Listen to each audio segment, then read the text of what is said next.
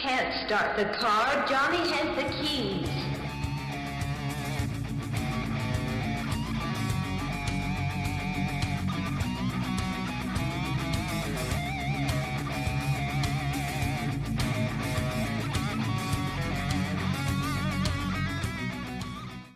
But speaking of apocalypse, Yes. I just came back from Disney with my nephew Jason, so we watched several movies, and I watched Furiosa. Oh, did you? What'd you Yeah, think?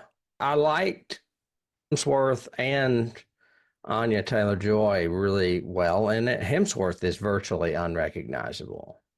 Yeah. I mean, all they did was slap a different nose on him, and you don't even realize it's him. That's great. And he's got like a real, I don't know what the word for it is. It's not cartoonish, but it's kind of a huckster like Australian accent in it, which you're not used to hearing him use. Right. Yeah.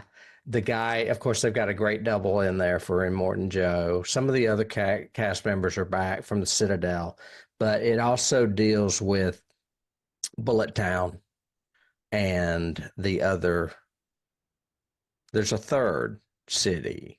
I can't remember what the other one is. And then, There of was course, the gas that's place. it. The one where the gas is. It's the gas, the bullets, and the Citadel. And Okay. basically, Hemsworth tries to take over the Citadel, doesn't obviously, but he kills Gastown's mayor or whatever, and that is Immortan Joe's brother. So it gets into the lore of what's going on in that whole, I don't know, that whole world. That's obviously, this doesn't deal with Mad Max now. They even touch upon the world where Furiosa came from, that The land of green the place. women. Yes, exactly. Hmm. So, I mean, I enjoyed it. I'd like to see it again. I'm not sure I liked it as much as I liked Fury Road, but it does have some great action sequences. And I mean, remember how in Fury Road we were like freaking out because they were like pole vaulting from vehicle to vehicle and doing crazy shit? In this one, they bring parachutes in, man. People are up in parachutes coming down and bombing people. It's great. That kind of stuff is awesome. So, Yeah, I remember reading a behind the scenes sort of teaser, and it was one of the stunt coordinators talking about how much fun it is to work with Miller, who wants to use as little CGI as humanly possible and try okay. to do it for real again. I So, think the problem is maybe filters because it is so bright and so colorful that at times it doesn't look real. well, And he does augment color. right. He does. He said that. That's why there's that sequence we talked about in Fury Road we like so much, where everything's blue. The nighttime scene when they're talking and it's all blue. The horizon's blue, outside's blue. Yeah. He does that, but it's like the blue sky and that it's so blue that you're like, this doesn't look real. And even Jason commented on it. He said, some of this just looks weird to me. It's Here's my, interesting because both in Mad Max and Road Warrior, well, here it is. and the third one as well, it's very overcast Yeah. in most of the movie. There's not a lot of bright sunshine. Everything's like gray, like this behind me, kind of Yeah. thing. That's the way but in Fury Road, I remember it was bright. Sunlight Yeah. was bright, you Yeah. know. And I'll watch it again. I don't have Max. He had Max, so I watched it on Max. And I, I just wanted to talk about it a little bit because I'm not going to do it for a genre topic since it's sci-fi, but I just wanted to bring it up and see if you'd seen it yet. No, I'm not yet. Anya doesn't even speak until like halfway through the movie. It's kind of strange. Well, she doesn't really speak as a child, Hmm. and then she eventually, when she does talk, it's kind of surprising. But I wonder if they wrote this film because they knew Charlize and Tom Hardy weren't coming back, or if they did this intentionally with recasting it, or if any of them are going to be back. I have a feeling some of these folks do one and they're like, there's no way I'm doing that again.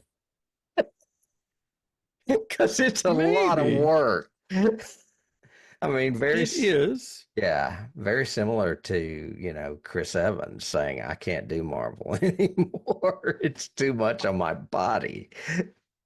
I don't know if I don't know. I would get the impression that he probably had this backstory already. Yeah. And maybe one of the producers or somebody or whatever just said, hey, if you're going to do a sequel, why not a prequel? Let's tell how Yeah. Furiosa came. And he went, I know that whole story. So here you go, mate. Take that. There you go. I wonder, have you heard anything? Is he doing another? Not that I'm aware of. Okay. But then again, the same thing was true, before Fury Road, where he spent, what, 10 years? He's been in between Right. the last Mad Max and this one. And he's no youngin'. Oh, more than 10 years. I mean, that fucking Tina Turner movie came out in the 80s. Yeah, but didn't he do one more after that? I thought What? there was a fourth one. Oh, there's not? It I was don't 30. think Okay. so. All right. Then yeah, it would have been, 30 years before he Yeah. did his next one. So, I mean, take your time, George. Do whatever. You're really good at what you do. I wish he would, since he went back and did Furiosa, I wouldn't mind him going back and doing more Max. Of course, they could, I don't know if you want to remake the first movie, but I wouldn't mind seeing another Max story at all. I started to listen to my podcast guys yesterday, and they are doing The Fly. The And original or the new one? well, they comment on the original for most of the first part of their thing, and then they go to but they're doing the new one. Wait, I mean, I say new. It came out like 1986. Right. The remake. The remake. Okay, But so it kind of gave me the idea of that would be a cool kind of Patreon thing for us to do. Cronenberg. Just talk about Cronenberg and his stuff and his movies. I need to watch more of his movies. I haven't watched all of them. So I have seen all of the genre pieces. I have not seen Eastern Lives, whatever that one is. I have not seen History of Violence. I've I've seen not History of seen Violence, but I've not seen more not seen recent the stuff. new one. No. I thought you had seen that one. Didn't you see the body horror one? This kind of pseudo sci-fi body horror one that he just did? You may be thinking of Brandon Cronenberg, his son. You talking about Infinity Pool? Yeah. That's not Wasn't that Cronenberg? That's his son. Oh, okay. My fault. Yeah, it's easy to confuse them. Brandon also did a movie called Possessor, which I did see and I liked. But like, if you go Cronenberg, I don't remember Rabid, even though I'm pretty sure I've seen it. I remember Rabid. And that's early on and had Marilyn Chambers in it. And there's another early one I don't remember if I've seen or not. Very similar. I equate him a lot with George Romero. Like, I don't remember Martin or The Crazies or The Witches, whatever that witchcraft, Season of the Witch. I don't remember them, but I think I've seen them. You know what I mean? Because they're so low budget. Well, it's interesting. They were talking about, just as a side tangent, they were talking about The Fly, and Steve, the big, director, auteur guy of my podcast, goes, how you are when you're our age and you suddenly go, oh yeah, I saw that movie. And there's sometimes when you're bluffing talking to somebody because they, you mention somebody and they go, oh, well, if you know his work, you've obviously seen such and such. And you go, of course I've seen such and such. Yes, sure. And you think to yourself, I think I have. Did I? Have I? I don't know. Maybe. Oh, he goes, but I sat down to watch the original Fly last night. I have never seen that movie before in my life. Oh, wow. That's funny. And his partner goes, really? And he goes, yes. I don't even know why Vincent Price is in that movie. Well, I was editing clips for Tarantula, and we talk about it in that. I was like, I thought I had seen this movie, but I've never seen this movie. Right. Yeah. And it's more than just bluffing. It's also the fact that we watch so many documentaries where we've seen so many clips from these movies that we think we've seen it. or we just honestly don't remember because we talk so much about movies. Oh, and that's exactly what he said. He said, Yeah. I've seen like 5, 10 clips from the movie, but I had never seen the movie. And his partner goes, so you saw Help Me, Help Me. And he goes, yeah, Exactly. of course. That and the scene where she yanks the thing off his face and screams, that's always in clips. Yeah. The multi-lens view of her Her screaming. screaming like Yeah. psycho. Yeah. Yeah. There's so many scenes you're familiar with that you feel like you've seen the movie. Yeah. That would be a good topic for Patreon too. Movies you think you've seen. Oh, I love that. That's a really good idea. Yeah. I mean, I would have to think really hard about it, but it's like I think I've seen Hell House. I'm pretty sure I've seen Hell House. Right. I see that. Yeah. So that would be good. Yeah. 3, 2. 1. The Mike Flanagan podcast. Okay. I listened to the most recent episodes. I don't know. Sometimes he does an act 3, sometimes he doesn't. They're usually done in 3-episode increments, act 1, 2, and 3. Act Okay. 1's like an intro. Act 2, they watch the movie together, and act 3 is, I guess, a summation. However, I'm beginning to notice that act 3 is getting not done. So I'm thinking, they run long because he does them all in one day and then cuts them down. Okay. I listened to the one with Lee Wanell, and it's great.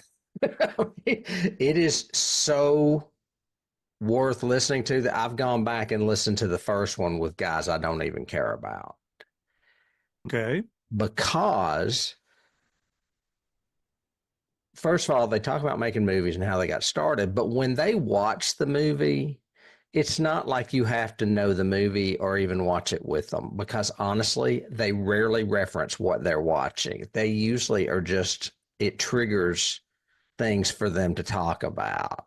Awesome. So, yeah, it's like 2 hours of 2 directors just talking about things they did or what, is on the screen reminds them of. So I've heard him already talking about like things they did when they made Hill House and stuff like that. It had nothing. But of course, Lee Wanell did do Invisible Man, which they watch, but he talks about Wolfman.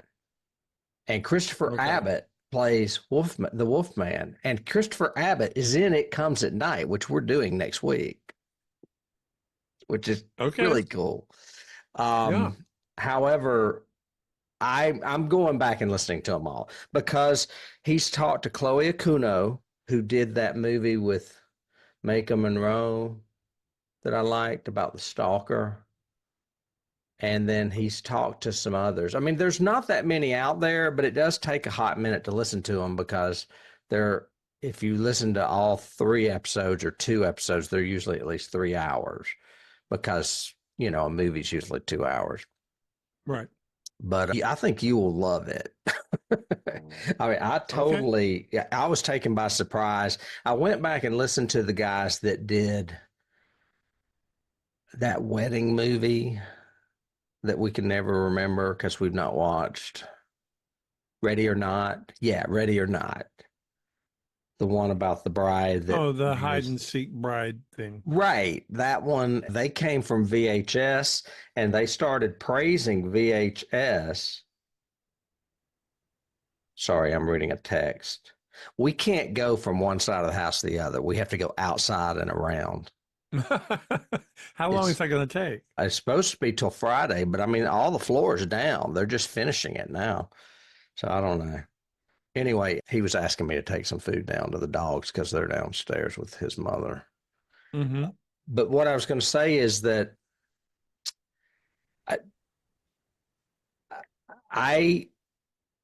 my other podcast was on vacation for a week, so I had some time to listen to it, and I didn't realize how I would get sucked into it.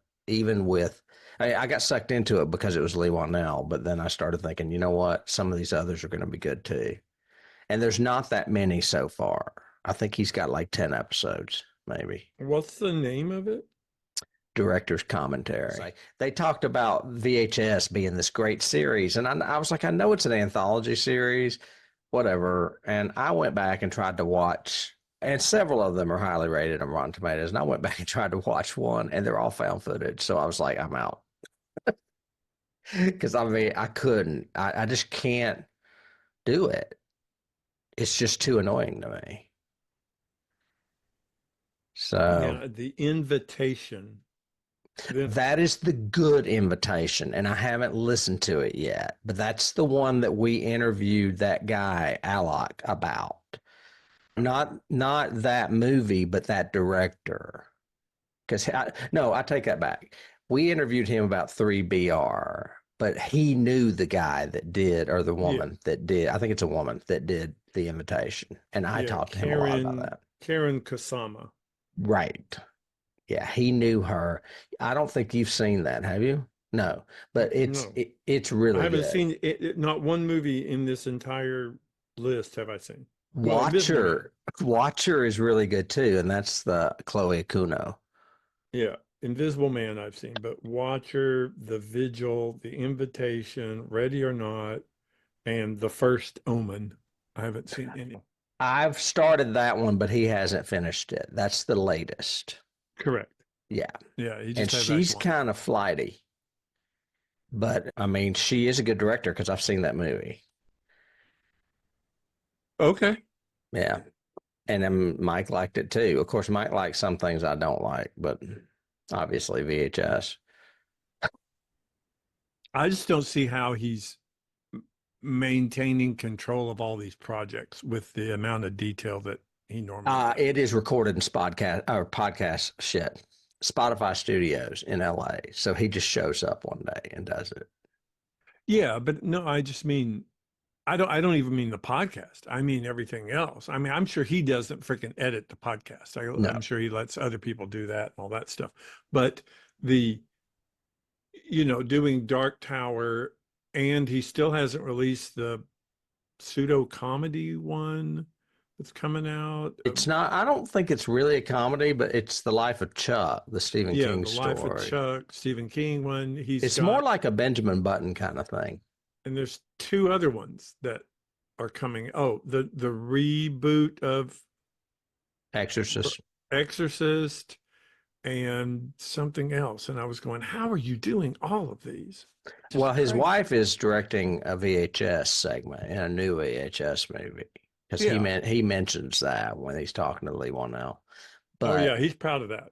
yeah, and as far as the Dark Tower and the Exorcist, the Dark Tower is a long term preliminary work that he's doing. Yeah, I mean, I'm sure he's in pre-prep for that because they haven't even announced cast for that yet. No. And I So, mean, that may be even further down the road.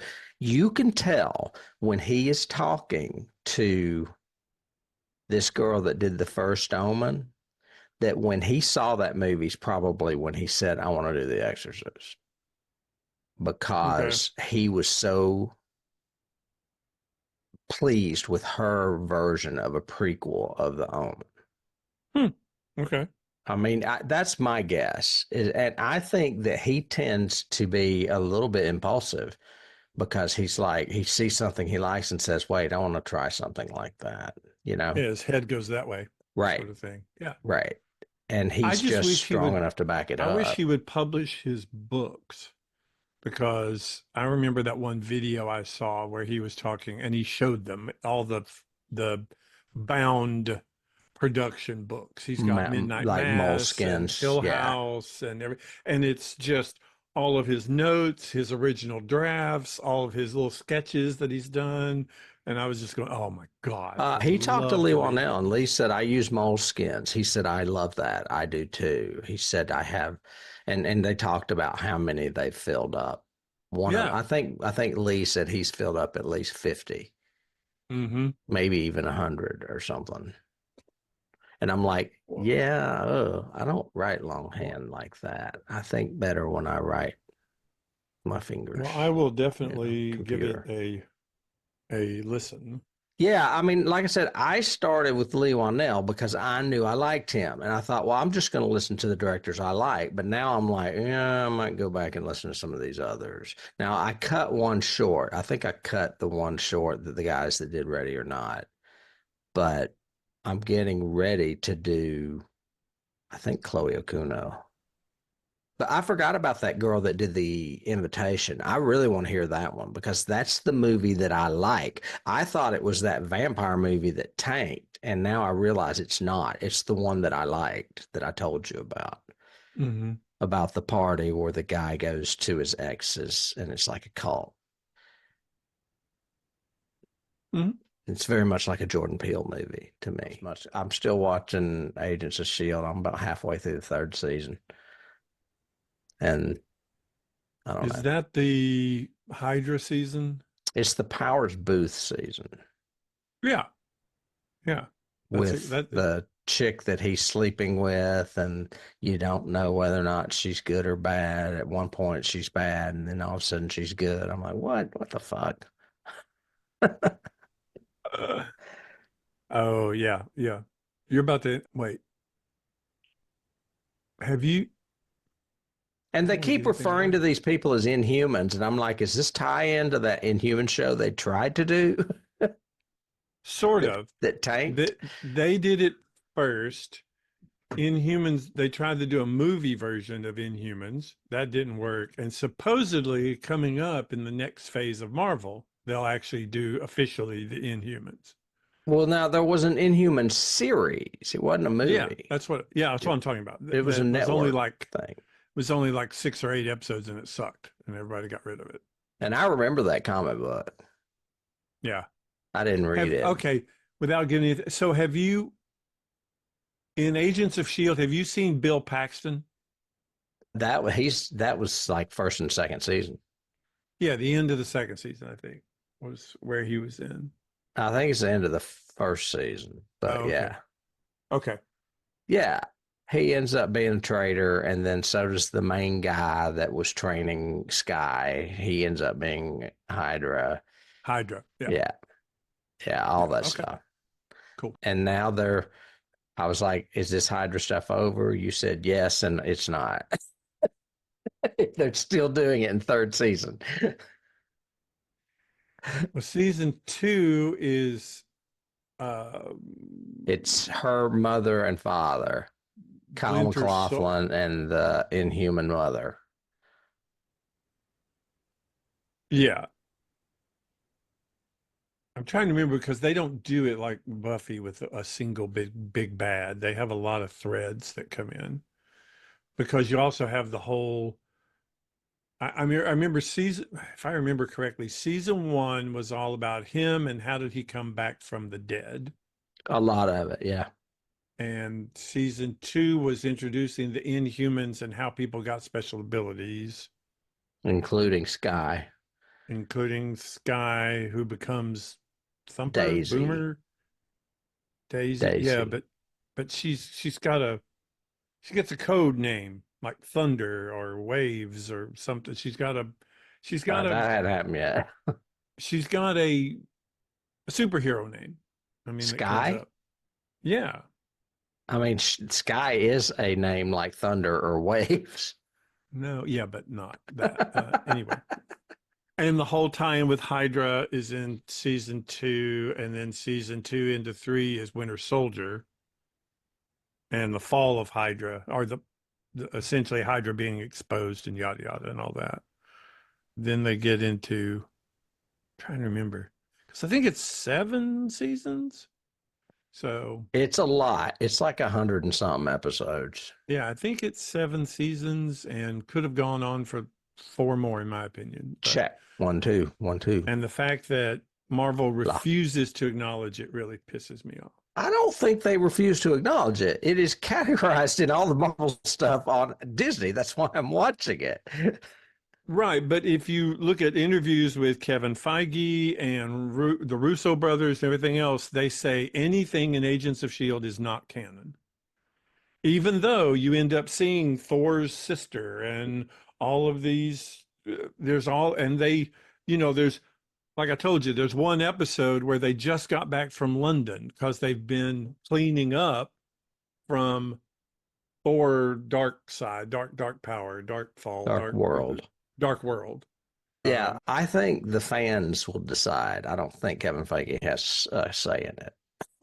well, I mean, he's God Emperor of Marvel, so that's why I just, It doesn't matter. Emperors um, crumble. yeah, And like I said, we can only they're hope. well, I mean, they're doing Agents of S.H.I.E.L.D. on Disney. I mean, it's all the seasons. They've not. They're even doing occasionally. They're having the Spider-Man movies on Disney, even though they're Yeah, Sony and not Marvel. Or well, they've got that kind of loose well, yeah. I marriage mean, they are thing. Marvel, but they're like stepbrother Marvel.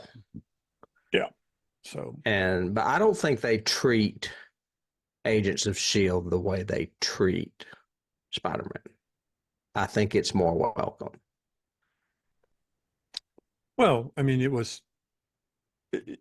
they definitely partnered together for several seasons. I mean, I know Agents of S.H.I.E.L.D., I think in their last 2 years, they kind of go way off on their own in a Okay. totally different world. And it's really cool. I really like what it is, but it doesn't then loop right back into the movies like it was doing Yeah. before. And then So, there's also all those Marvels that Netflix did, and they're on Disney now too. And they're welcoming Daredevil's world and maybe eventually Jessica Jones, but I think they're going to not worry about Luke Cage or Iron Fist. right. That's So what I've they're heard. taking But the good parts, basically. yeah. I just watched Mystic Pizza with Dennis. Wow. I haven't seen that in decades. Vincent D'Onofrio is so young and so good looking. And I was like, what happened? Pasta. Lots of pasta, baby. Man, and everybody in that movie looks like a baby. Annabeth Gish is so young, I don't even recognize her. She's still got like baby fat in her face. And I looked it up and she was only 17. Yeah. And then, of course, Lily Taylor and Julia Roberts were 21. Oh, wow. Yeah. And I was watching it with Dennis, and he was like, I don't think I've ever seen this. I said, it's really good. I said, but you can tell that someone said, let's flip the script because it could have easily been three boys coming of age, and it's three girls. And I said, you even have a guy that's wanting to get married and the girl that's crazy about sex. I said, it's totally flipped, Oh, you yeah. you Makes know? sense. Yeah. And I said, that's why this movie is unique because you didn't see this kind of movie back then. It's all female centric. That'd be interesting for a topic or discussion or research because, I mean, we know that happened in Alien and made a very successful film. Mm-hmm. I But this is wonder, like watching St. Elmo's Fire focused on the females more than the males. yeah, A lot. And it's not in the city, it's in, rural Connecticut or whatever. yeah. But yeah, it's a good movie. Actually, we didn't finish it. I was going to finish it tonight, but we watched more than half of it. It's one of those fishing movies where he's not paying attention, so I turned it on and all of a sudden he's sucked in. That's my new thing now. I start recording movies. I've got like What's Up Doc taped and some other ones. I'm like, I want to get him into this. Barbara is into these two new series on NBC, and both of them are so freaking predictable. And I sit there and just go, oh, thank God I got my phone. Thank God I'm trying to be nice and let her I watch know. her stuff, but they are so.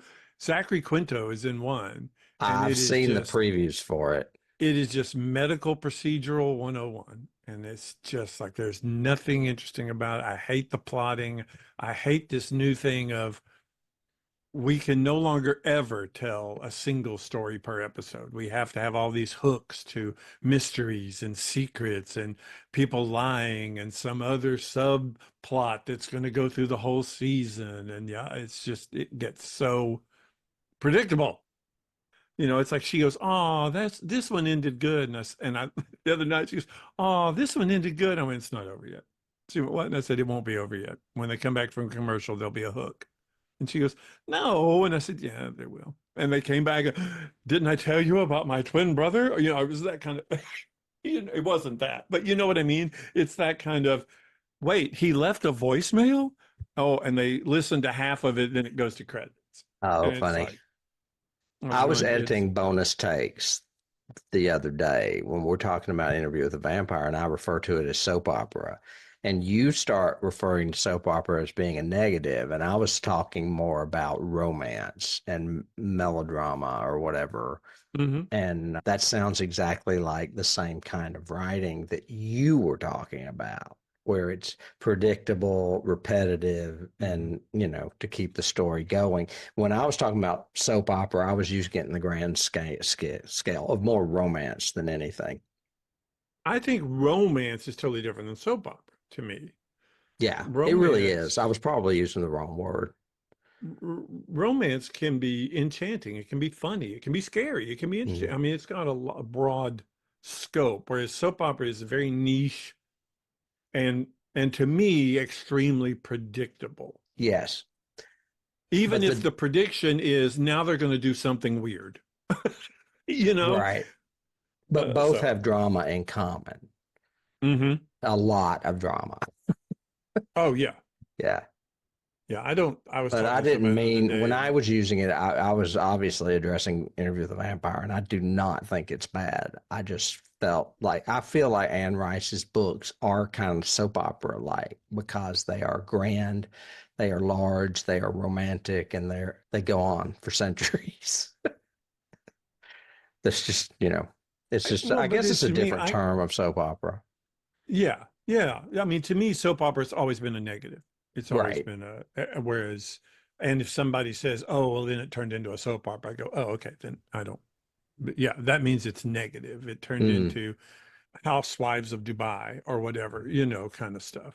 No, I think what I mean Where is the drama isn't realistic to an extent. The drama becomes something that is thrown in to force characters to argue or to be upset or to be have right. trauma. And what I'm talking about is not pointless drama. What I'm talking about Right, is big drama, right. like melodrama in cases. Very Douglas Sirk, actually. Hmm. I guess, So yeah. And so I think there's a difference in there that, is a just difference. in my opinion. I mean, I could see where people would confuse soap opera with it, though, including myself, because soap opera has similar elements. They're just not Oh yeah, executed I think a well. lot of people loop interpersonal stories that have a lot of relationship or love ties to them as soap opera, and that's not necessarily true. Sleepless in Seattle is a romance, not a soap opera, if that makes Mhm. sense, in my opinion. Again, I'm just giving you my kind of pseudo definitions. It is. And unlike, interview, it doesn't span that much time either, where you're living with these characters for a very long Yeah, time. most YA stories to me are soap operas. Yeah, yeah, kind of Yeah, because they like the only Twilight stuff. have character conflict through relationship drama as opposed to plot drama. Does that make sense? They a lot of the times with all the YA stuff, it's you didn't know that your father was secretly the scientist, or you're really a vampire and he's your brother. But that sounds like Buffy in a way. Buffy had soap opera elements. I'm not Yeah. saying it didn't. I think it did have soap opera elements. But what you said about being character driven as opposed to plot driven, I mean, a lot of good stuff is that. If I, it's realistic, Mike Flanagan does character-driven that's stories. true. And I think Anne Rice does too. I think a lot of hers is Correct. character driven. Correct. I mean, the thing that made the new series work to me, and I've only seen season one so far, is not the situations that happen to them. It's the character interactions. Yeah.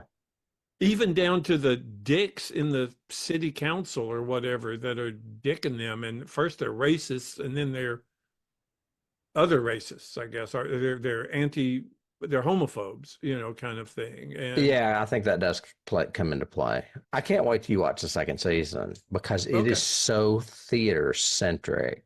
I mean, there's a lot of theatricality in it with good. the whole Théâtre de Vampire. Yeah, I like that. Yeah, yeah, I think you'll like it a lot, and I think you'll like Okay, the so guy playing Santiago. 3, 2. One.